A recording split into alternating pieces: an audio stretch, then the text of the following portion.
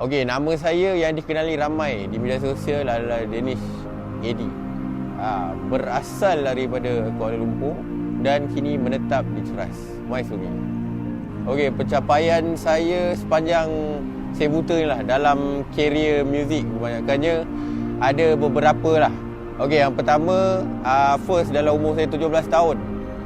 Saya masuk pertandingan Battle of the Band antara OKU juga dan saya mendapat anugerah gitaris terbaik pada masa itu, wakil untuk OKU.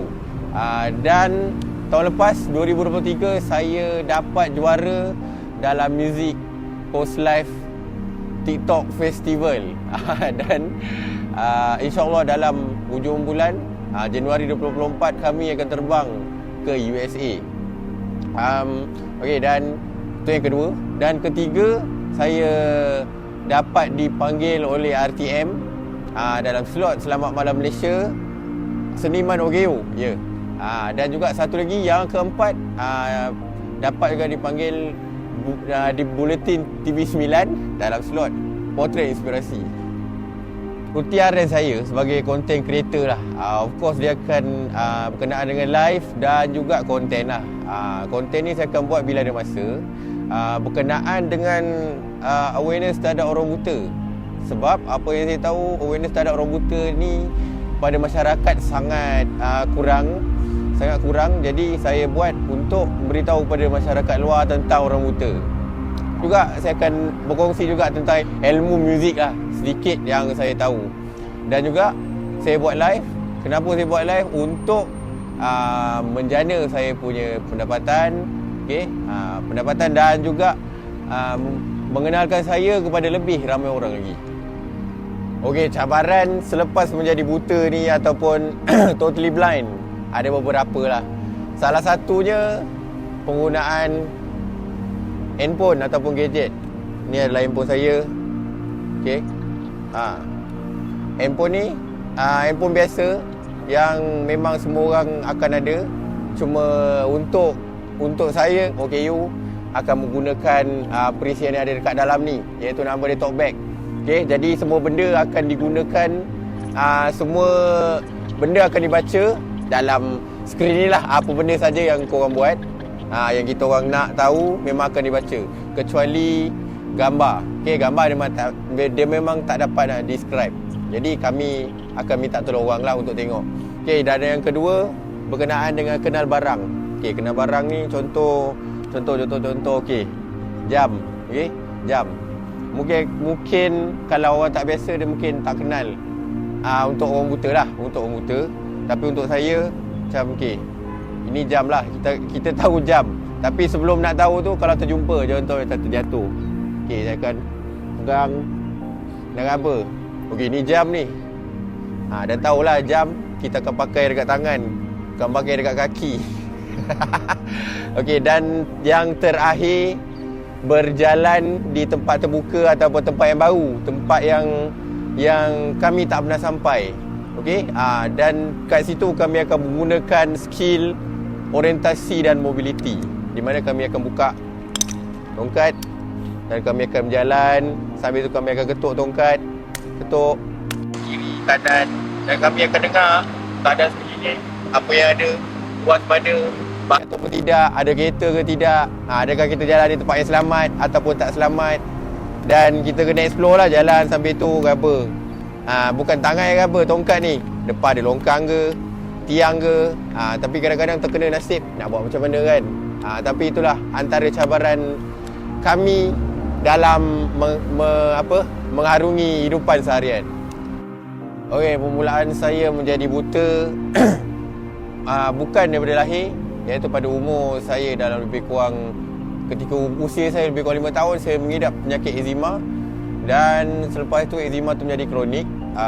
Saya konsum satu ubat, dan ubat itu menyebabkan saya menjadi sedikit rabun dan start menjadi buta. But time tu saya masih dalam kategori B3, masih boleh melihat, cuma dah kurang. Lepas tu saya mula drop lagi penglihatan pada tahun 2016 atau 17 sebab saya menghidapi penyakit denggi berdarah dan tangan saya pun terlibat sama juga. Okey, apa yang ada kat sini lah. Dan pada tahun 2018 ataupun 19 saya mula menjadi totally blind ataupun B1. Sehingga hari ni lebih kurang dah 4 ke 5 tahun lah macam tu. Okey, kalau nak ceritakan macam mana bermulanya saya dengan Danish Eddy ni, okey, dia bermula pada Julai 2023. Pada ketika itu dia berjumpa saya, dia cakap dengan saya, "Bang, saya nak jadi content creator lah." Okey, waktu tu saya tanya dia, "Okey Danish nak jadi content creator apa sebenarnya?" Jadi kalau pada waktu tu sebenarnya cadangan asal dia nak jadi seorang content creator paranormal, mistik. Okey, jadi saya cuba layan dulu mula-mula. Okey, kita layan dulu kan, kita tengok macam mana konten ni. Dan ada dua bakat dia, ada dua konten yang saya nampak sangat besar pada dia, iaitu satu, dia adalah seorang OKU penglihatan, di mana di Malaysia memang sangat kurang pendedahan berkaitan mereka ni. Dan yang kedua adalah berkaitan dengan muzik, sebab dia adalah seorang gitaris yang kalau untuk saya, dan dia juga adalah seorang buta, sangat hebat bagi saya. Okey, jadi di situlah bermulanya kami untuk dua konten yang dibawa ni, buta dan juga muzik. Saya ada perjuangan saya nak merubah skema macam mana pandangan orang buta di Malaysia ni. Kebanyakan orang buta ni orang pandang, oh dia ni boleh jual tisu je. Itu orang pandang, betul. Tapi kali ni apa yang saya buat dengan Danish Eddy, saya nak tunjukkan bahawasanya OKU buta pun diorang mampu bersaing dengan orang-orang celik sebenarnya. Muzik boleh, knowledge, mereka boleh bercakap dan sangat lancar. Contoh macam Danish Eddy, passion memang tinggi. Okey, pesanan saya kepada OKU yang di luar sana, tak kisahlah korang ni buta, korang ni ada kaki, tak ada kaki, kak, bisu dan sebagainya. Senang kita kepada semua golongan OKU di luar sana, korang, satu pesanan aku, jangan cepat koyak, mental kena kuat, hati mesti mau keras. Okay? Sebab apa? Sebab orang macam kita pun boleh berjaya. Sebab manusia dilahirkan dalam dunia ni, dalam muka bumi ni, semua ada kelebihan dan ada sakti masing-masing. Jadi jangan ingat korang bila dah kurang satu deria ataupun satu panca indera, korang dah hilang segala-galanya. Tidak. Okey, korang kena ingat korang masih ada kelebihan dan korang masih ada harga ataupun masih lagi boleh dipandang kalau korang nak berjaya di atas muka bumi ni. Masyarakat di luar sana yang tak pernah langsung jumpa orang macam kami ni, kan, golongan OKU macam kami tak pernah jumpa.